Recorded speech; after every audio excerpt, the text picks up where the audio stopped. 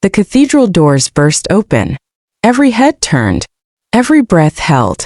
But it was not Prince Cale who walked through them.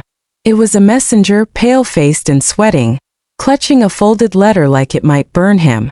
Sera stood at the altar in a gown the color of winter roses, bouquet trembling in her hands, and watched the boy walk toward her instead of her groom.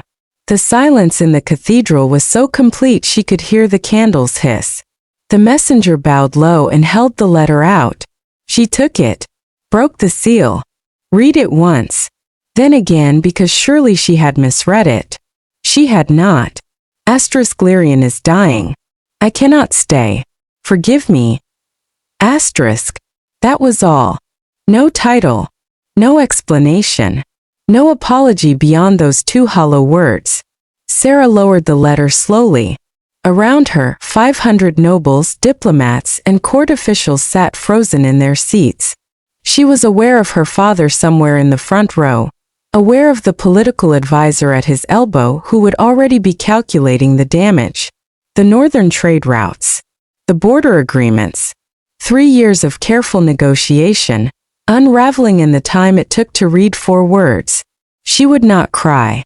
She had known, somewhere underneath all the silk and ceremony, that Lyrian's name would appear again. It always did. Every time she and Cale had grown close, every time the wedding felt real, Lyrian would fall ill and Cale would fold. This time he had not even come to fold in person. "My lady." Her handmaid's voice at her shoulder. "What do we do?" Sera opened her mouth. She genuinely did not know. Then a chair scraped against stone. The sound came from the left side of the cathedral, the Aldenmore delegation, 6 rows back. People turned. A murmur moved through the crowd like a wave. Sera turned too. Davan stood. He was taller than she remembered from the few times their paths had crossed at formal summits, broader too, dressed in dark ceremonial colors with a general's bearing and a scar along his jaw that no amount of court polish had ever quite erased. He was Cale's older brother. He was the Alpha King of Aldenmore. He was also, by wide reputation, the most charming and least reliable man in 4 kingdoms. He was looking directly at her. The crowd parted its attention between them like a held breath. Davan stepped into the aisle. He walked toward her with the unhurried confidence of someone who had already decided, and he did not stop until he stood where Cale was supposed to have stood, close enough that she could see the steadiness in his hazel eyes. "Lady Sera," he said, and his voice carried without effort to every corner of the room. "I know this is not the morning you planned." "No," she said tightly. "It is not." "Then let me offer you a better one." He held her gaze. "Marry me instead." The cathedral erupted. Sera stared at him. She had heard stories about Davan. They all had. 3 known paramours in 2 years. A duchess in the East who had wept publicly when he ended things. A reputation for charm that lasted exactly as long as his attention did. She had actively avoided him at every function they had both attended, because men like Davan had a way of making you feel like the only person in the room until the moment they didn't. "You cannot be serious," she said under her breath. "I am," he said simply. "In my own way, I am very serious." "Your own way," she repeated. That is not a reassuring qualifier. Something crossed his face. Not quite amusement, not quite hurt. "I know what you think of me. I am not asking you to trust me. I am asking you to give me a chance to be useful." He glanced briefly at the 500 people watching them. "The alliance your father built does not have to die today. It just needs a different groom." Sera looked at him for a long moment. Then she looked at her father, whose expression had shifted from horror to something that looked dangerous like hope. She looked at the political advisor, who gave the smallest, most imperceptible nod. She looked back at Davan. "Swear it," she said quietly. "On your crown. The alliance holds. The northern agreements stay exactly as negotiated." "I swear it," he said without hesitation. "And if you break that oath, then you may have my crown and everything under it." A pause. Do we have a deal, my lady? She should have had more time. She should have had advisors and private meetings and at least a week to think. Instead, she had 500 witnesses, a wilting bouquet, and a man she barely knew offering her the only exit from a humiliation that would otherwise be written about for decades. We have a deal, she said.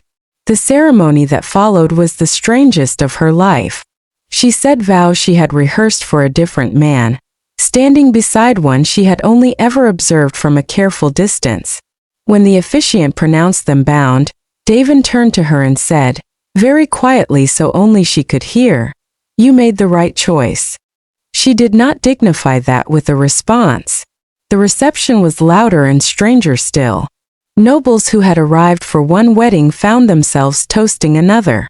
Her father pulled her aside once, gripped her hands and said, "You held yourself beautifully." She nodded and felt nothing. It was when Davan appeared at her elbow with 2 glasses and a half-smile and said, "Shall we discuss what we've actually gotten ourselves into?" that she felt the first crack in her composure. She took the glass. "I was wondering when the negotiation would start." "Not negotiation," he said. "Clarity. There's a difference." He led her a few steps away from the nearest cluster of guests. "I won't pretend this is a love match.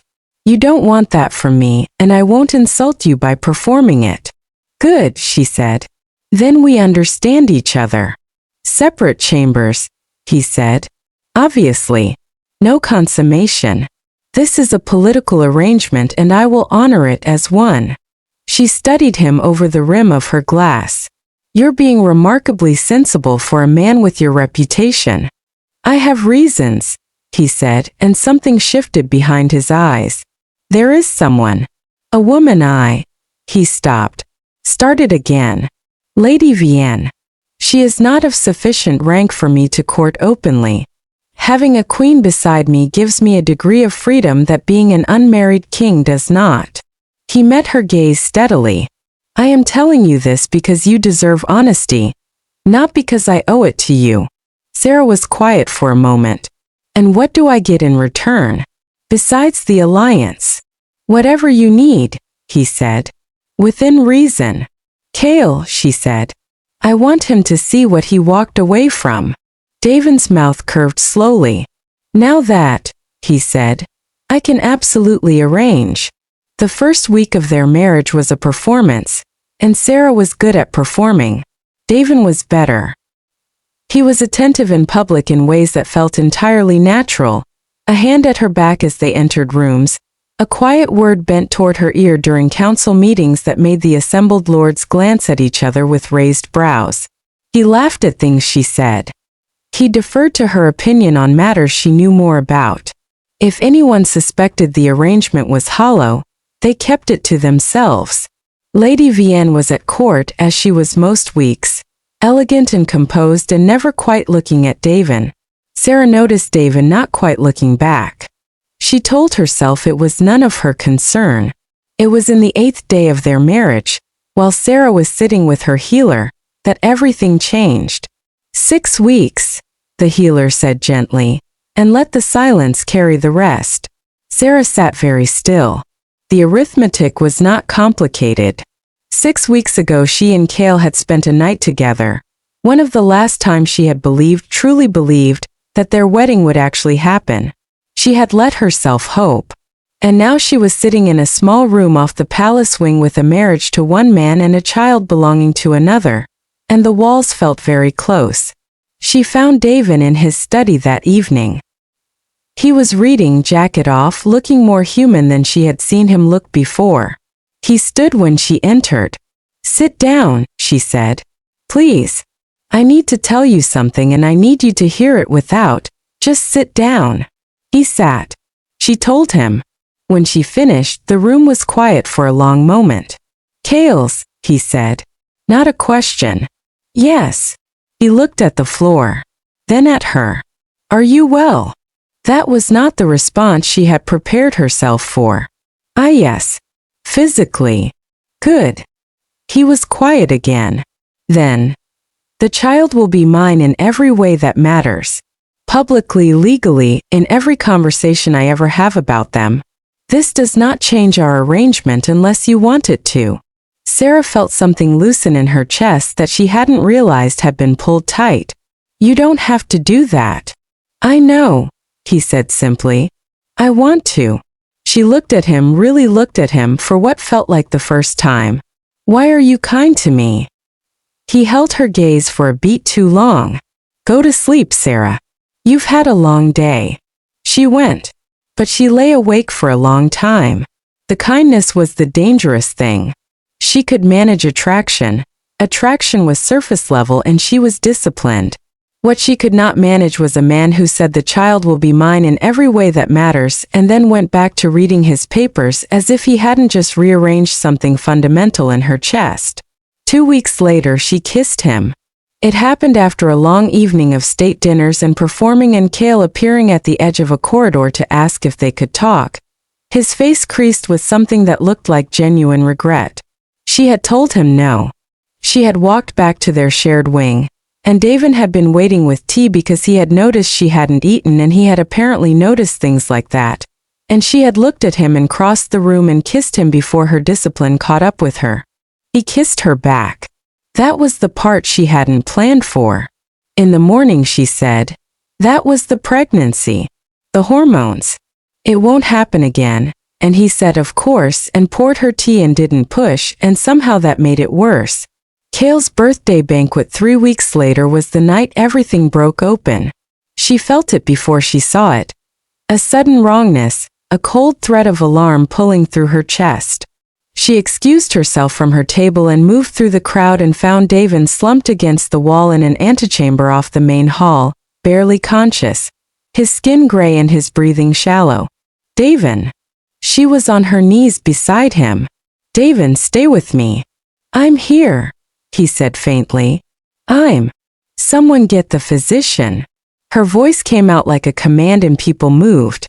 She held his face in her hands and made him look at her. What did you drink? What did you eat? Doesn't matter. It matters enormously. Stop being noble right now. His mouth moved. Something that almost became a smile. There she is. Cale arrived minutes later, white-faced. It was Lyrian, someone said. It was Lyrian who had arranged it, a slow-acting compound in Davan's wine, designed to incapacitate without leaving easy evidence. Whether to hurt Davan or to manipulate Cale into chaos, no one was certain. Either way, Cale's guards had her before the hour was out, and Cale himself knelt beside Sera in the antechamber and said, I'm sorry. For all of it. I know, Sera said. She meant it. When Davan recovered 2 days later, she sat beside his bed and told him everything. She told him what Cale had said. She told him she had released Cale, cleanly and without bitterness. And then, because she was done with performing, she told him the contract was finished. That he was free. That he should go find Vianne and be happy. He caught her hand as she stood to leave. Vianne, he said quietly, was never real. I invented her. I needed you to have a reason to stay that had nothing to do with me, because I was afraid if you knew the truth you'd think I married you under false pretenses. His grip on her hand was steady. I felt the mate bond 4 years ago, the first time we were ever in the same room. I have loved you since before you knew my name. Sera stood very still. I chose you, he said. Not the alliance. Not the throne. You. She sat back down. You are the most infuriating man I have ever met. I know. I felt it too, she said. 4 years ago. And I chose you anyway, today, yesterday, every day of this ridiculous arrangement. Not because of a bond. Because of who you are. He brought her hand to his lips. 1 year later, in the palace gardens of Aldenmore, their son reached for the scar along Davan's jaw and grabbed it with both fists the way babies grab everything they love. Cale sat nearby, relaxed and easy in the role that had found him. The afternoon was warm and unhurried. Sera leaned close to Davan and said, There is going to be another one. He turned to look at her, and his joy was so unguarded, so completely unperformed, that she felt it land in her chest like something finally coming home. If this story moved you, hit like, drop a comment telling us your favorite moment, and subscribe so you never miss the next one. There is always another story waiting.